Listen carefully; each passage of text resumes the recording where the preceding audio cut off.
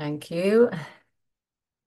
So welcome everyone to today's webinar on materials and procurement for festivals and production companies. We're joined today by myself, Noreen Lucy, and Anya May Hughes. We work as sustainability coordinators with Native Events, and Brecon Byron, our program manager. We also have a guest speaker with us today, Sinead Wallace. Sinead is acting sustainability manager and resident lighting designer with the Lear National Academy of Dramatic Art at Trinity College. So welcome, Sinead, and thank you. I suppose just in terms of the outline of our autumn series training webinars, you can see today, the 8th of October, covering materials and procurement. And then next week, we'll move on to audience travel, and the following week, travel and transport. And you can see there the programme right up until November. So we'll look forward to bringing those themes to you in the next coming weeks. And of course, just a reminder there of the link. If you haven't managed to see the previous webinars, everything will be recorded and available for you through that link. So I suppose before we start off, we always kind of kick off with just a bit of a question to get a feel of the room. It's always quite difficult with these webinars to engage with people. It's easier when we're in person. But I suppose we have done a few sessions now. We just want to get a sense of where you are at in terms of creating your environmental policy and action plan, whether you've started already, if you've been attending the webinars and watching the recordings, or if you plan to start working on this after all the sessions are completed. So it's great to see that the majority of you have already started, so that's fantastic.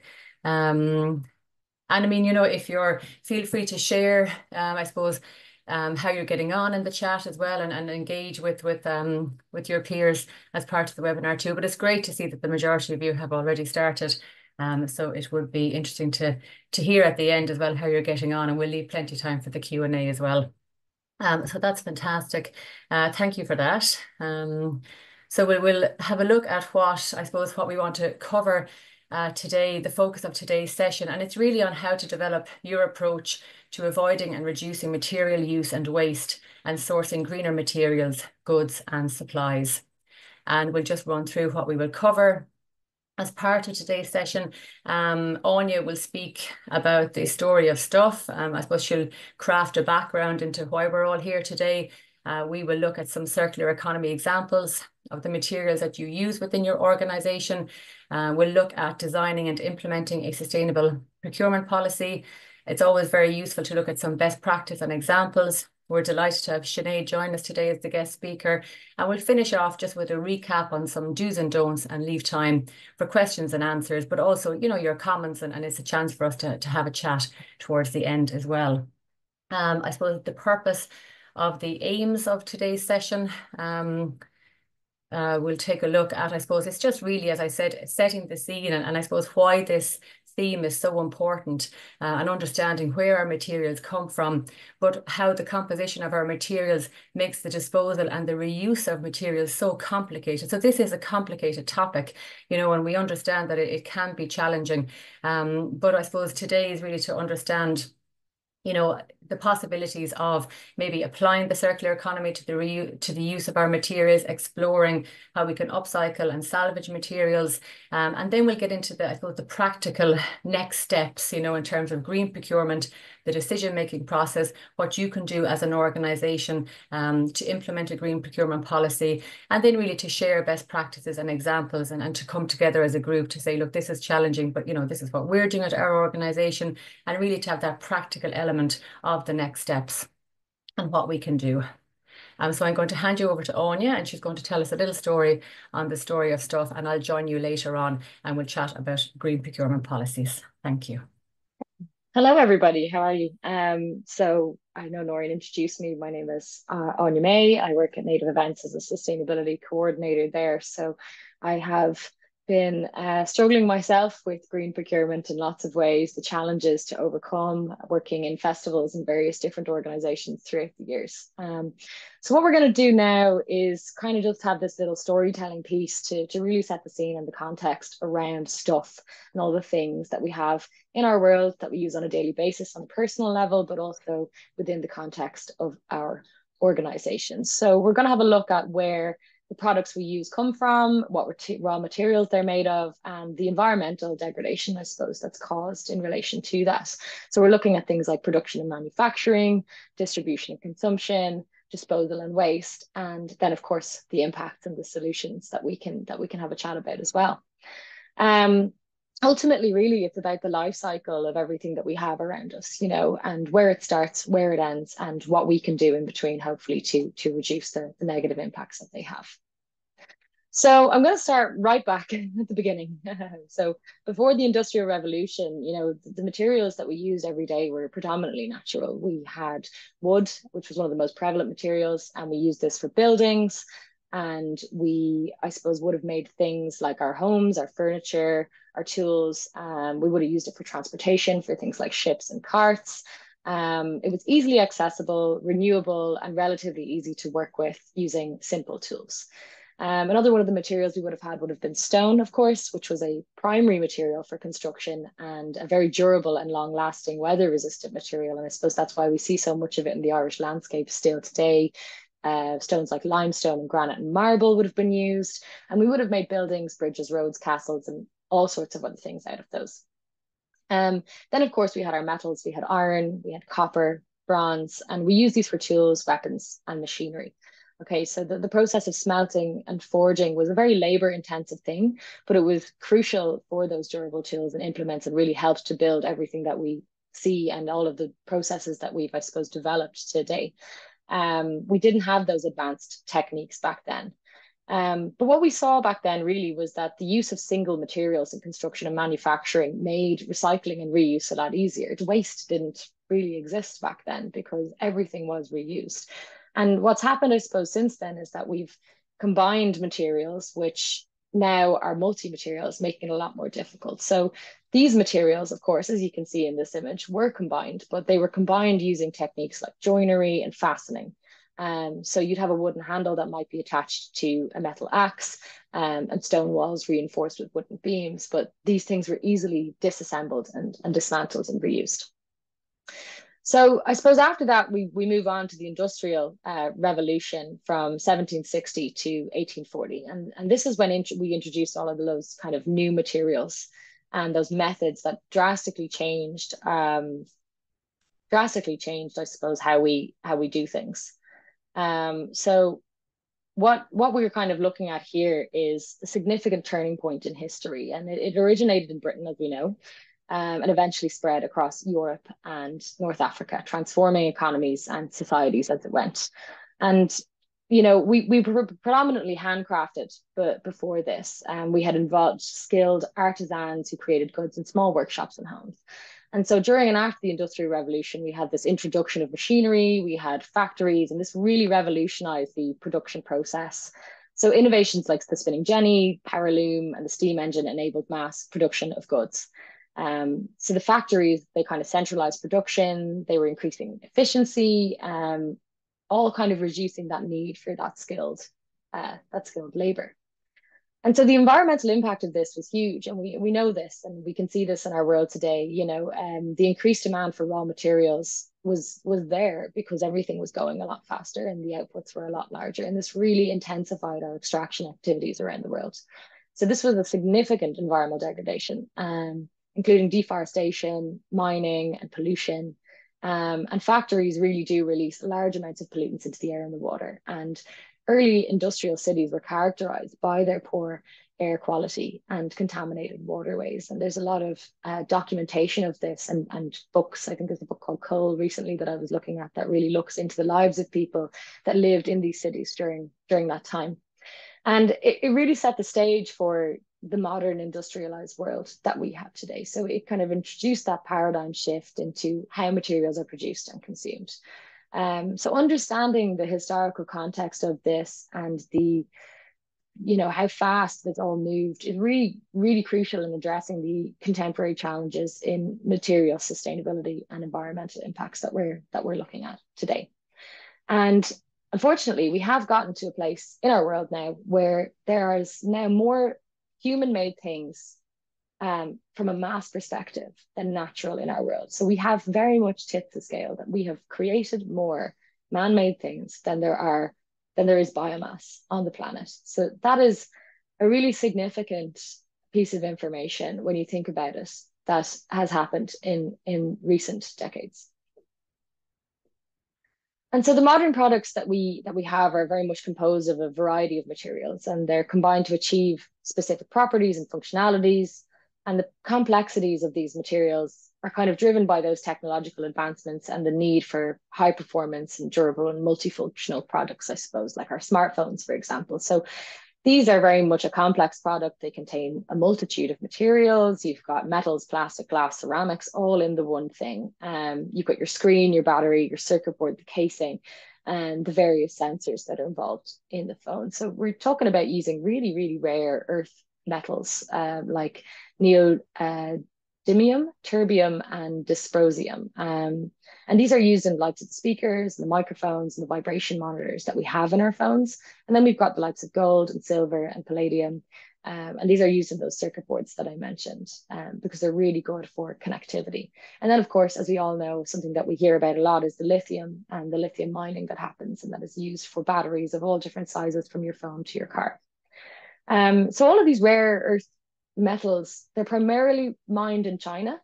It holds the majority of the world's supply. There's various mines, I suppose, across other countries like South Africa, Russia, and Canada.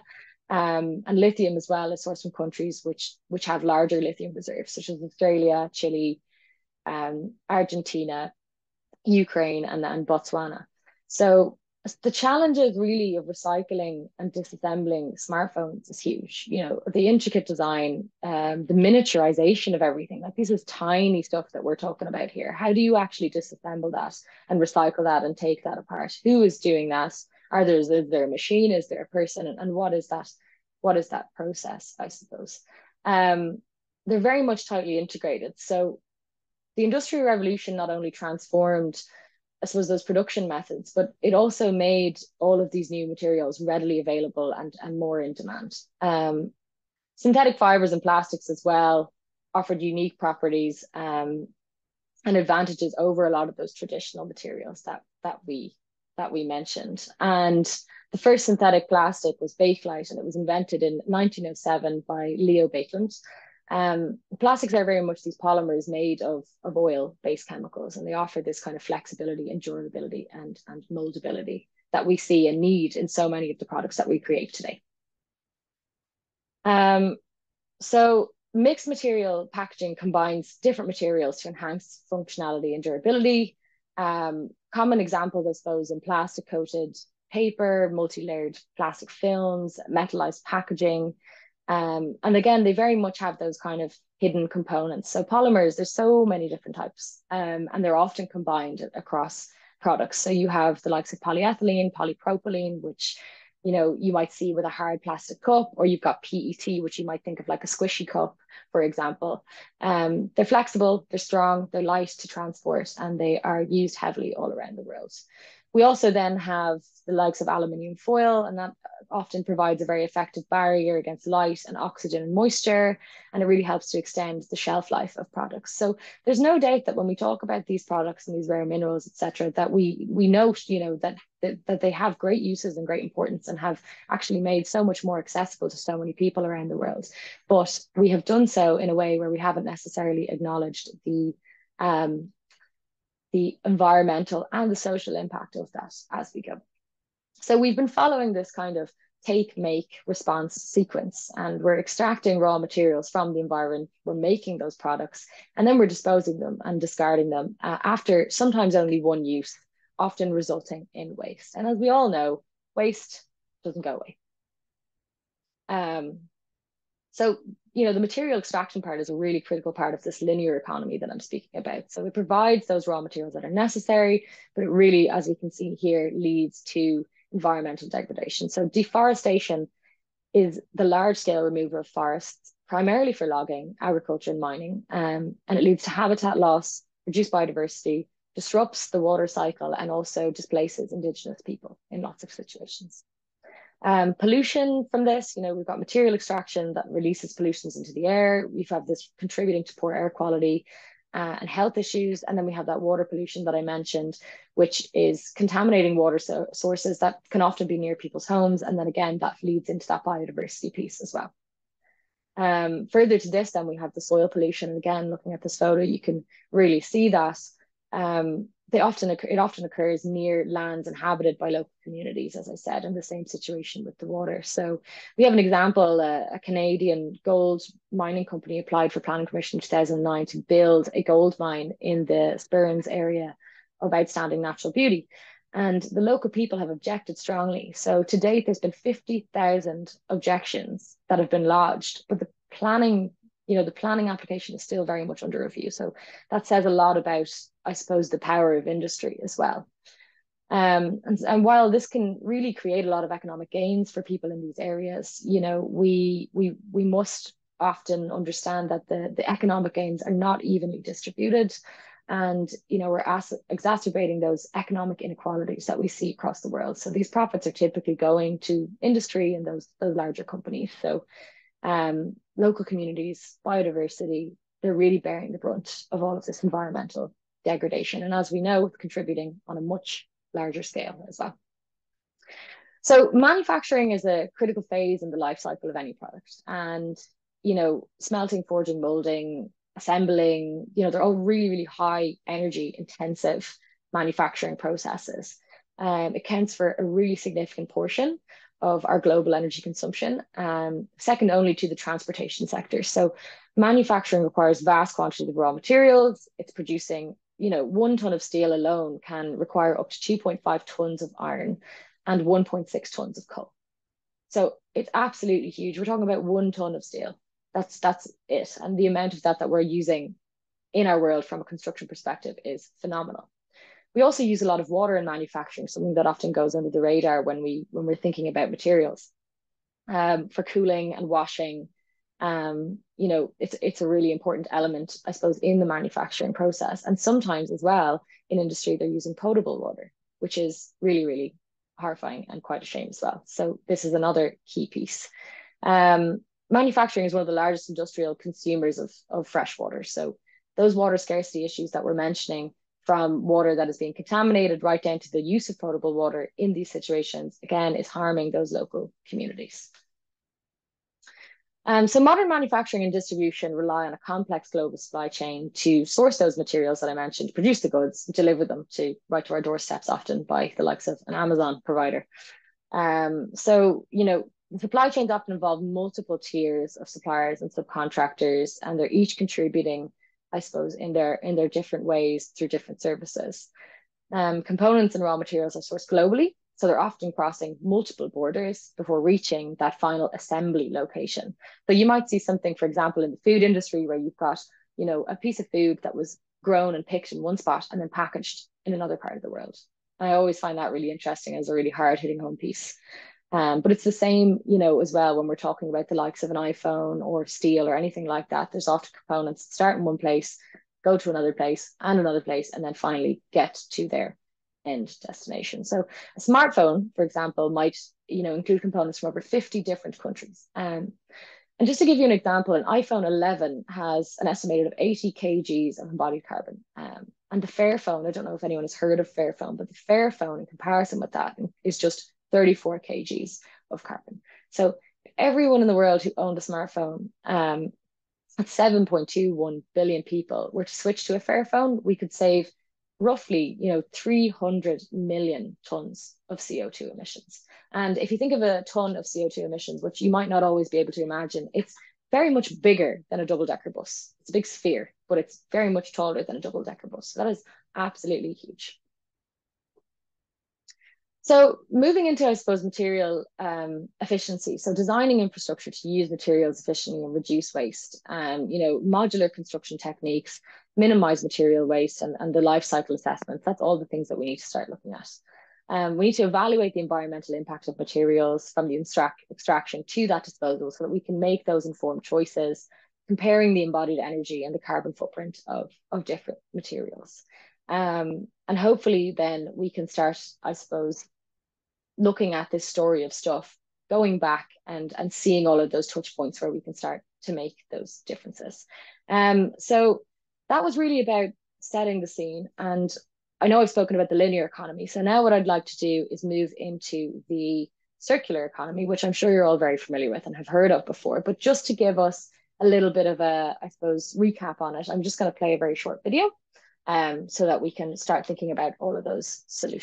And dispose. For decades, this is how companies have been taking raw materials and transforming them into products purchased by consumers who ultimately toss them out.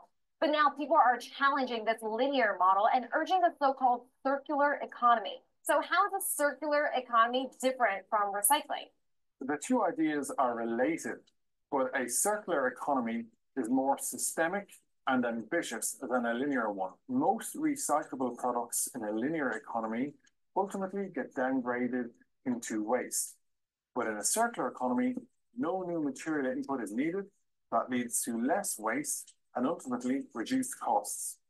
The linear economy often leads to a system that is inefficient and costly and depletes natural resources. A byproduct of this is material waste, which takes up space and may include contaminants, threatening biodiversity. But still making a production cycle fully self-sufficient is virtually impossible. Some new input will always be necessary. Some waste will always be created. Building a circular economy also requires high upfront costs. And some say a circular economy will only ultimately delay the negative environmental effects of the linear economy. Consumers are largely responsible for pushing organizations towards the circular economy and can get companies who invest in more circular supply chains.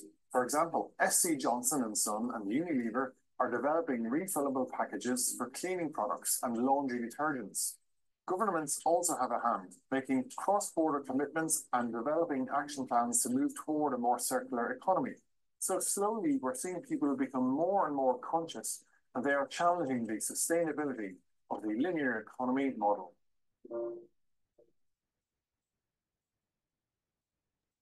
Okay, great. So that was just a very, oh, you stopped sharing. Okay, I'll share. No worries. I will share my apologies, screen. Anya. That's okay, no worries. And I will just go into the next. Perfect. Great. So look, that was a very short video, I suppose, on the circular economy, and there's tons more out there on YouTube. I'd highly recommend the Ellen MacArthur Foundation if you're interested in understanding the deeper, I suppose, practices behind circular economy. And so now we're just going to do a quick poll around what materials you use in your organization day to day. And so that should be appearing on your screen. It looks about right. Yep. So a lot of people using paper. A lot of electronics, of course, in this day-to-day world that we live in, and then packaging, bit of textiles, and a bit of timber as well. Yeah, so I can imagine, you're using things like textile and timbers for your decor, your sets, building materials. Plastics are nearly everywhere for all sorts of different things, and then paper, of course, as well, from printing perspective, and electronics from our day-to-day, I suppose, point of view. So if anyone's filling out that poll, no worries. You can still keep having a think about that there. And if there's anything else, I suppose, you want to add in the chat that's not listed there that you use really regularly, I'd be really interested to hear about that. So I'm just going to have a little bit of a chat about those materials that the creative industry use quite a lot and how they're used. So, for example, we use plastics and moldings in a variety of products. From theatre, set, and festivals. And again, if you look at these amazing art pieces here in front of you, these are three big puppets from a Netflix series that we actually salvaged. And you can see there just the sheer amount of different stuff that would have been used in creating these pieces. And they're absolutely amazing. And it's all about kind of looking for creative ways to ensure that we can take these products apart or use them again. We also have a lot of heavy textile use. I know some of you selected that as something that you regularly use in the creative industry. And it's great to see that, I suppose, people are starting to realize with fast fashion and extreme polluter in our world that there are, ways that we can start to share textiles. And we have the likes of Circular Costume Ireland popping up, who are doing a great job of kind of sharing used textiles at a more reasonable price. And then another example as well would be at Body and Soul Festival, where we have had, I suppose this was more of a campaign to show the sheer quantity of electronic waste. So we had this mammoth that was built out of electronic waste, and it was all from the European Recycling Platform. They were trying to promote more e-waste recycling. And something that we've seen a lot as well is now with vaping, that people just don't really have a good understanding that you can't put batteries or e-waste in your regular bin. Timber as well is another material that you selected that you use regularly. It's used for exhibitions. This specific photo here is from an exhibition that was in place for a number of years, and then this wood was then stored for another number of years. And Native Events received a call about it, saying that it was all going to the skip. And this is probably roughly around 20,000 euros worth of timber. And since then, we've very much used it for conference builds. We actually have the desks in our offices made out of it. So, we really do, people underestimate the value of materials, and it's amazing to see the amount of things that go into the bin. So some other examples of circularity, I suppose, that we've worked on would be through Body and Soul Festival, which we're heavily involved with now for the likes of 10 years. And we have circular economy initiatives, I suppose, that are more so around the systems that we put in place. So reusable systems for food and drink. We have a composting system there for toilets. And then just putting in infrastructure for waste, such as a biodigester, so that we can take the food on site and actually compost it. And then similar to that clothing exchange, material banks is another thing that we do at Body and Soul, where we can kind of have symbiotic relationships with other festivals and provide materials, keep a good inventory of it and store it, and help each other out as we go, so that we're not buying virgin materials. So I suppose one of the other places that people can go, and I'm sure some of you are aware of this, is Production Resources Ireland, which is a Facebook group. And it's very simply a place where people can put up information about materials they have, the materials that they need, and help each other source them and find them. And it's a little bit different, I suppose, to the likes of a Done Deal or an advertising, because the sheer quantity of stuff on there is different, and it's not always applicable, I suppose, to the creative industries. But also this is for free, and people are offering things, kind of come and take them as you need them. And something that was also mentioned, I suppose, in the poll was paper. And we use so much paper. So just wanted to very quickly say that this is a really excellent place to start for any procurement policy. Nothing is too small to add in here. By, committing to using recycled paper, for example, you can really make a huge difference. And then the next best thing after that would be the forestry stewardship certified paper.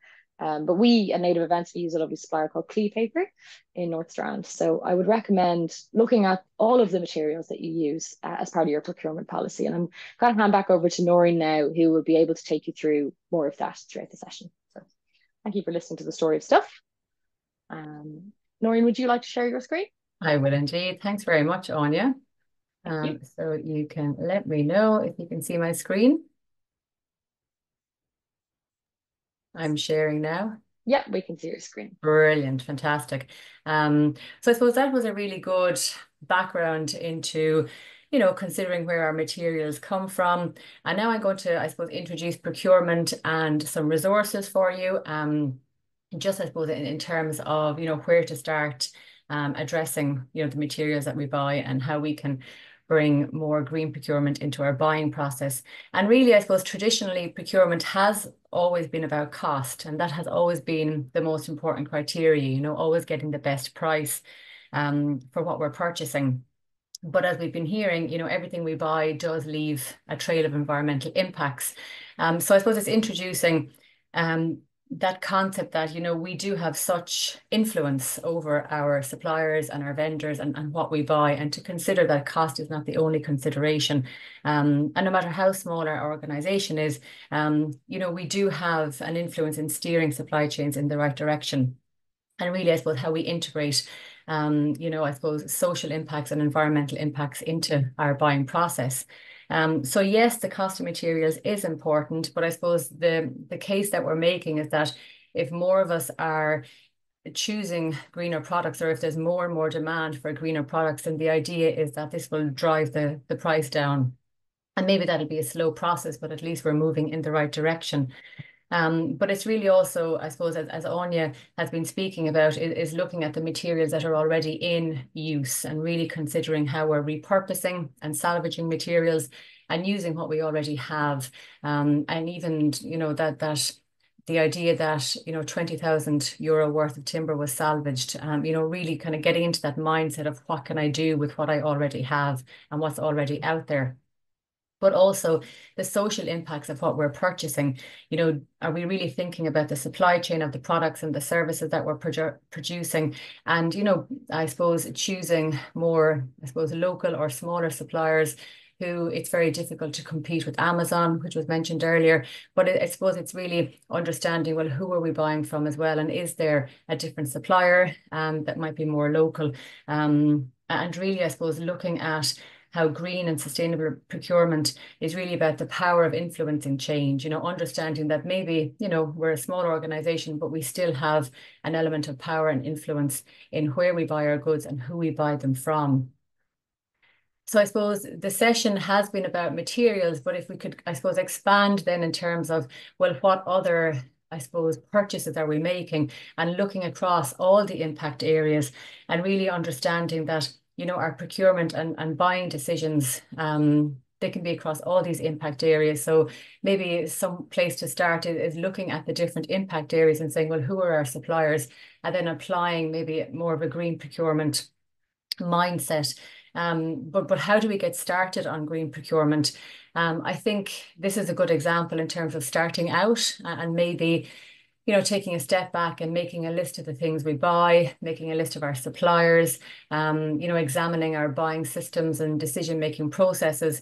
And this is a suggestion, I suppose, in terms of what should we be asking ourselves.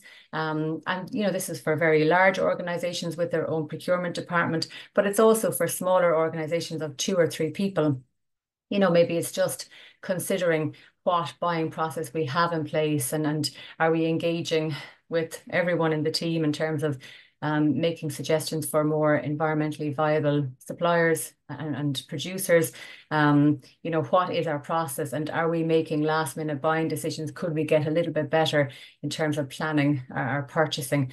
Because a lot of the last minute buying decisions, you know, they need to be purchased quickly. And, you know, our default is one of those big retail online suppliers. So these are just some suggestions in terms of coming together and asking ourselves these questions. You know, are we really thinking of where our products and materials are coming from? You know, looking at the life cycle of the goods that we're buying. And then also maybe, you know, chatting to our suppliers and understanding, well, you know, are they also considering this, you know, going up the value chain and saying, what are they doing to understand you know, where their goods are coming from too. And, you know, many times smaller organizations will have good relationships with their suppliers. It's maybe reviewing our contracts, you know, and seeing, do we have green procurement in our contracts? But I suppose it's just taking a step back and really reflecting on our buying process and what we can do to implement more green procurement solutions. So I suppose this is just maybe just a little bit of a checklist and a walkthrough just to provide you with, I suppose, just to get you thinking in terms of what you can do to start the green procurement policy. And it's really just that checklist for you. But I suppose in terms of the best case is to look at examples, you know, what can you do? And this is an example of a production company, maybe walking through the process of what you're doing in terms of pre-production and all of the steps that you take in that process, and really asking yourselves, you know, with just one example there in terms of costume design, you know, are you choosing eco-friendly fabrics and secondhand costumes during the production phase? You know, you're going to be engaging with caterers and, you know, are you having that conversation with caterers in terms of offering organic and locally sourced food, minimizing the packaging? And then in post-production, I suppose that reflection on, you know, possibly energy management, carrying out a post-production energy audit, identifying, you know, further efficiency improvements on the next production. So I suppose just a walkthrough there of an example of what steps you might take as a production company. But it's just about reflection and planning and, you know, I suppose always trying to improve the process. But what we wanted to give you as well were some, I suppose, guidelines. This is certainly, there's no need to reinvent the wheel here. There are some wonderful resources in terms of how you can set out your green procurement policy. We would definitely guide you to Julie's Bicycle Sustainable Procurement Policy. And this really sets out, you know, I suppose, how you choose and liaise with suppliers, looking at your procurement and waste. It addresses contracting and tendering, and it really, I suppose, focuses on purchasing with that environmental sustainability in mind. And it gives a great list of resources as well. So there's no need to, I suppose, start from scratch with all this. There are wonderful resources there, which we will include, when we send out the presentation. So we would definitely guide you to Julie's Bicycle Sustainable Procurement Policy, but then also our own EPA Green Public Procurement Policy as well. That's an extensive list of guidelines for green procurement policy. So it's a great resource, and you mightn't need all of that information, but it certainly gets you thinking and in planning, and it just has that step-by-step guideline as well, which is really helpful when you're starting out. I suppose another example of, I suppose, a wonderful green procurement policy, the DGTL Festival.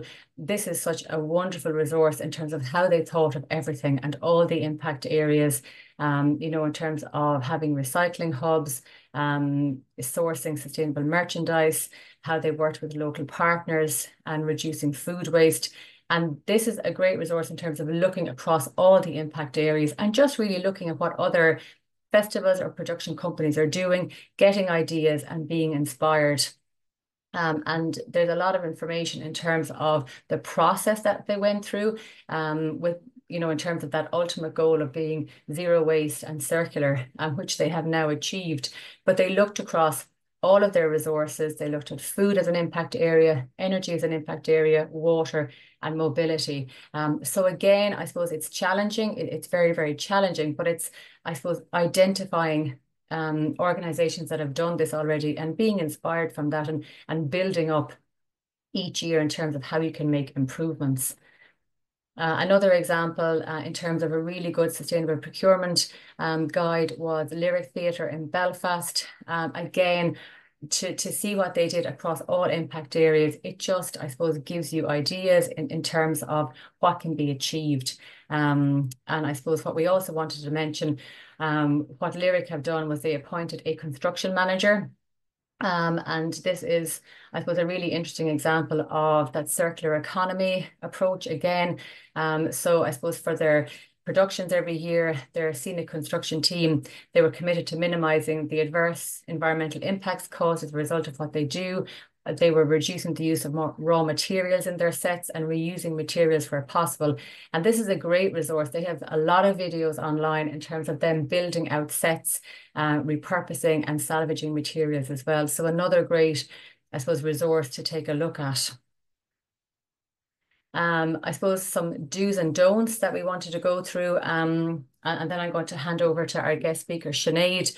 I suppose it's really like, understanding your contracts, understanding how you can build in green procurement into your contracts, understanding your stakeholders that are involved in purchasing, really get to know who is involved in the process, mapping out what you need and when you need it so that you're not making those last minute purchasing decisions, agreeing on the minimum green criteria. So, starting out at a minimum and building from there. But really, I suppose, looking at what has been created already, like look at the EPA, those green procurement guidelines to get inspired of what you can do, make the procurement policy easy to follow. And again, you can start small and build on that annually, and then making procurement, part of your overall policy and action plan. And, the majority of you are working on that now. So do you implement your green procurement policy in that this year? Or do you plan to do that next year? But really start the conversation and really share and communicate that information and have that as a regular discussion with your team.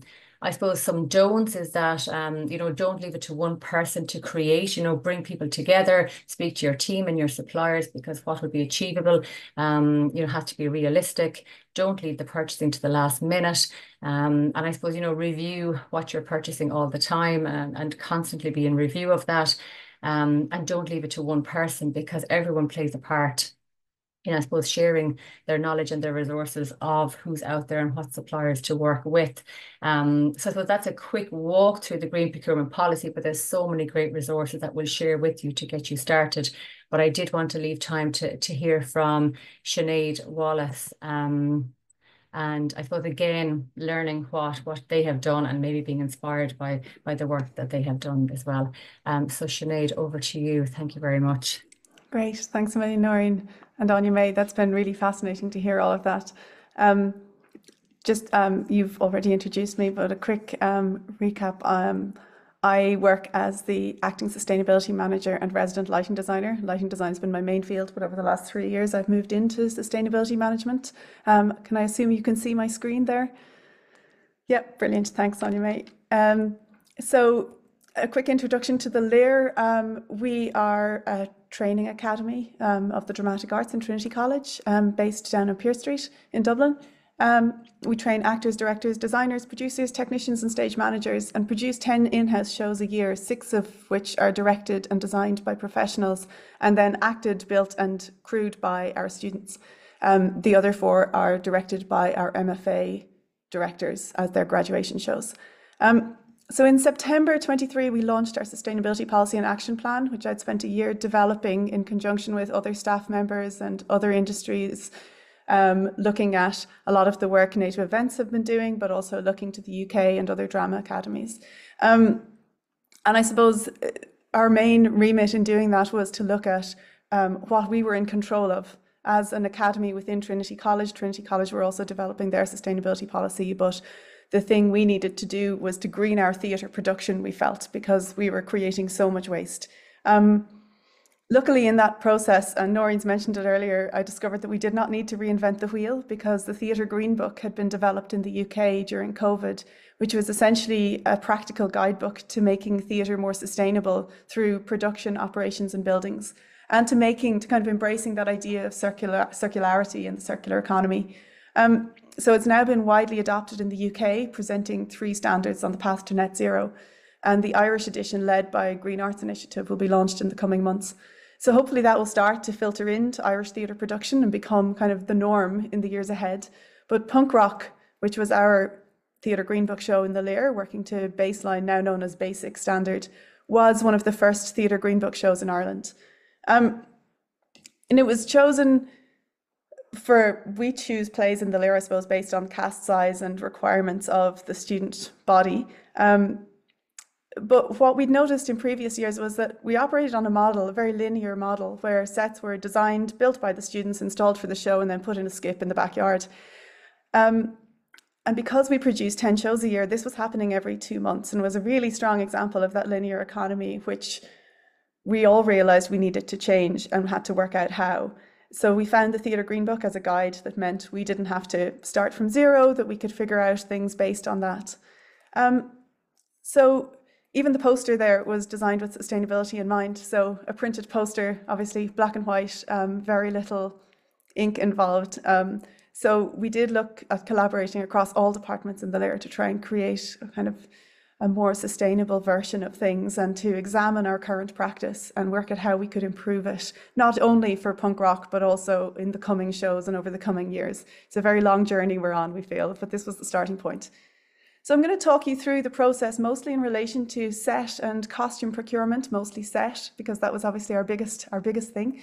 So this is, we went for a digital model rather than the usual built model, which would be more familiar with in theatre in terms of model box presentations. So Paul O'Mahony designed this set. And usually we'd have a white card model at which we'd assess the viability of the set around budget. And this, because of the Theatre Green Book, was replaced with a green card model. So we looked at it in terms of sustainable credentials. On the first look, this was absolutely not a green show. But we were eager that our Green Book show did not look recycled, because the examples we'd seen out of the UK, the National Theatre, a lot of them were kind of set on a post-apocalyptic beach full of rubbish. And we really wanted to know that we could do this to look like it had high production standards and not compromise design integrity while making it more sustainable. So we needed to investigate how we could resource it before it could be approved as a design. And that was a kind of 2-week process between the production manager and myself. I was working as sustainability lead. The main elements we found, there was a roof frame with a stretched cloth, bookshelves, door and frame, a bespoke window with a seat, access steps and masking, and a raised floor with a tile finish. because all of those elements were very bespoke, it was a really big challenge from a sustainability perspective, because we couldn't just phone up someone and say, have you got 4 bookcases? Well, we did, but we didn't get very far. We even approached Trinity College and thought maybe they have some lovely antique bookshelves, 4 of exactly the same that we can borrow, but it didn't happen that way. So I suppose this bespoke nature is really typical of set design in theatre, but from a sustainability perspective, it's really challenging for us. And we also needed, as part of this Green Book, was to examine where things would go after the show. So we were aiming for 50% of things to come from a previous life and 65% of things to go on to another life. They were our targets for a baseline Green Book show. And to promote circularity, we had to create a map, or I suppose a material flow analysis, as you've identified earlier, Noreen, for every item. And the Theatre Green Book provided a production calculator so we could monitor that. And I'll include an example just a little bit later on. But we also needed to establish a green procurement policy. So we'd already established one in development, I suppose, in our sustainability policy. But to look at it in terms of the show itself, this was provided from the Theatre Green Book, and this became our green procurement guide. So you can see, first of all, on the left-hand side, the materials origin. So that was really important. Unnecessary materials designed out. So that was a case of looking at the white card, green card model and seeing what was unnecessary. So originally there was an antique radiator and a giant globe on the set, and it was decided that that wasn't working hard enough. So between Paul, the set designer, and Tom Creed, director, they decided that that was not necessary. So those materials were designed out. And then moving up through second-hand, stored, previous life locally, previous life in the region, repurposed or net zero materials. What we did find with that on a theatre budget was that net zero materials were very much beyond our reach. So we did really need to go for repurposed materials and reused materials, low carbon raw materials, and then up the very top, which we wanted to avoid completely, steel, PVC, tropical hardwoods, glitter, toxic paints, dyes, PVC.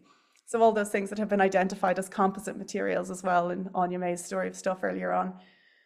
But then we also needed to consider the afterlife. So minimizing what would go to landfill. We're lucky in Trinity that nothing goes to landfill. The furthest it gets towards disposal is being burnt as biomass. Disassembling and recycling, sold donated locally, and then unnecessary materials designed out again being the most favourable. So build nothing being obviously the most sustainable option all the time. Because this process was new to us, we didn't have a buildup of materials at our disposal. We didn't have 20 grand's worth of wood sitting in a warehouse waiting for us to use. So we really needed to go out and find those connections and make those connections with other people who had materials, which to them were waste materials. We also, for our props and furniture, we'd committed to initializing an inventory project for all the first year students in stage management and technical theatre. So they carried out inventories on our own prop store, on our furniture store, to see what materials we already had in stock, and also in the lighting department to look at what kind of practical elements of lighting we had at our disposal. We also had very limited storage at the Lair, so it was very much a case of reaching out to our neighbours and friends because we have very strong networks at the Lair. So we just needed to kind of tap into that, I suppose. So just a quick look at what elements we ended up needing to source and what we'd found. So the roof was a wooden frame with material stretched over it with a steel scaffold structure on chain block motors and fabric that needed to be lit through for the final act, as well as light boxes with colour changing LED. We realised quickly that the wooden frame needed to be new material simply because we didn't have a stock of materials that we could vouch for in terms of structural integrity. So for safety reasons, that needed to be a new material. So that sort of became the, okay, this is the one thing we need new, so everything else cannot be new. Everything else must be renewed. Essentially, we started out aiming for 0 rather than just aiming for the 50%. We were like, okay, let's see how well we can do this. So we aimed very high. The steel structure was mostly from stock, was all from stock in the end, having kind of reached out to the different departments within the Lair to kind of get stuff from lighting and seating banks and everything else so that we could make those structures. And the fabric we reached out to the Abbey and the Gate and a number of different theatres, and the Abbey came back with 8 or 10 different options in crates that were in storage. One of them I recognised because I'd lit the Country Girls in the Abbey in 2019, and I knew that this was a material you could light through. So this was the first thing that we went and took from the Abbey to see if that would work for us, and it was the perfect material. So that was stretched over the frames. Again, something that was just in storage with no future use, not earmarked for anything. The LED tape, however, had to be ordered online.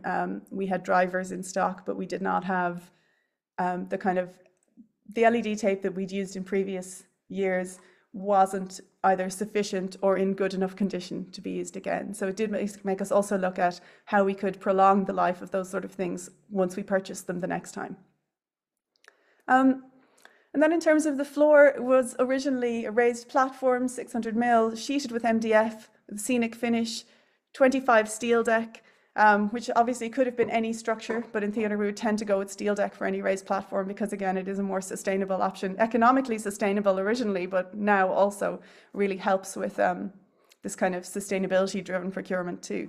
And the finish was to be paint and varnish, which we had decided was going to be water-based because we were trying to avoid all use of kind of, I suppose, chemical solvents and oil-based things, so it was water-based.